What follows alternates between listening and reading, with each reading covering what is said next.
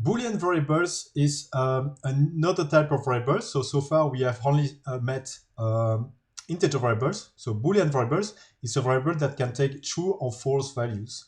And that's the only two possible values inside the domain of such a variable. They are very important to express logical constraints, such as this one.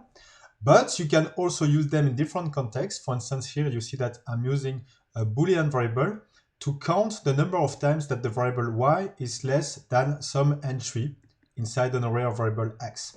Okay, and so in that case, you see that it's a Boolean variable because I'm testing the less than relation, but I would like to consider this one as also a 0,1 variable because I'm computing here a sum, the number of times that this expression is true, and I want to link that with the variable z. Okay, so there are two solutions. The first solution is when you want to consider the Boolean variable as a 0,1 variable, you simply need a kind of a special type of constraint, bool to int, that will really make the channeling and will set the variable y to 1 whenever this one becomes true, and it will set that one to 0 whenever this one is false, whenever b becomes false.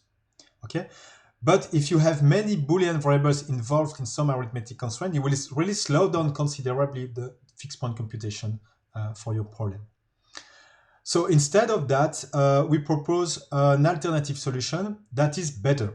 And this alternative solution is to extend the invar interface.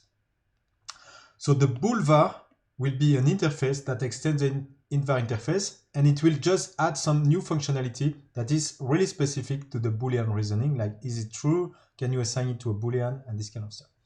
Then the implementation of this boolvar interface will make use of the invar interface and the invar class, as we will see in just a moment. So that's the boolvar interface, and we will implement this boolvar interface by wrapping internally a binary integer variable.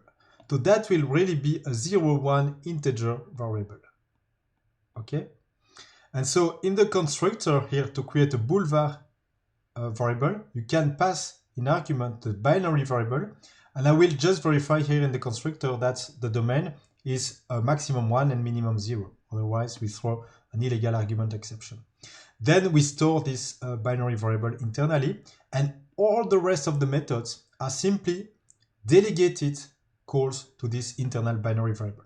For instance, if you ask for fixing, or if you ask if the variable is true, I will simply verify here that the minimum is equal to 1, and the minimum is of course delegated to the interval is of course delegated to here the binary variable itself. So that's very easy to have a Boolean variable implementation inside MiniCP, and with this design you really have no additional overhead on the fixed point computation. Okay, because we don't need any additional channeling constraints just to make the link between the 0,1 behavior and the logical true-false behavior of the variables. I would like to come back a few minutes about the independency consideration for the sum constraints. When you have in the scope of your sum constraints domain views, variable views, okay, then the bound consistency is no longer independent, even if you have range intervals for the variables. So consider, for instance, the variable x, and then we have a view y, which is 2 times x. So implicitly, the domain of y is 2, 4, 6, 8. And you see that the odd values are not part of the domain because we have a multiplication by 2.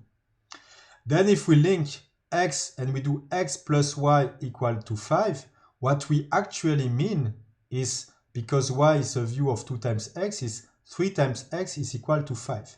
Okay? And 3 times x is equal to 5 is infeasible. Actually, it's infeasible to find a solution for that. But it will take 3 calls to detect it, 3 propagation with the bound consistent filtering algorithm on the constraint here, x plus y is equal to 5. Okay, so be very careful because we have introduced the domain views inside the variable views inside the solver MiniCP. It means that most probably you cannot assume independency for your constraints anymore.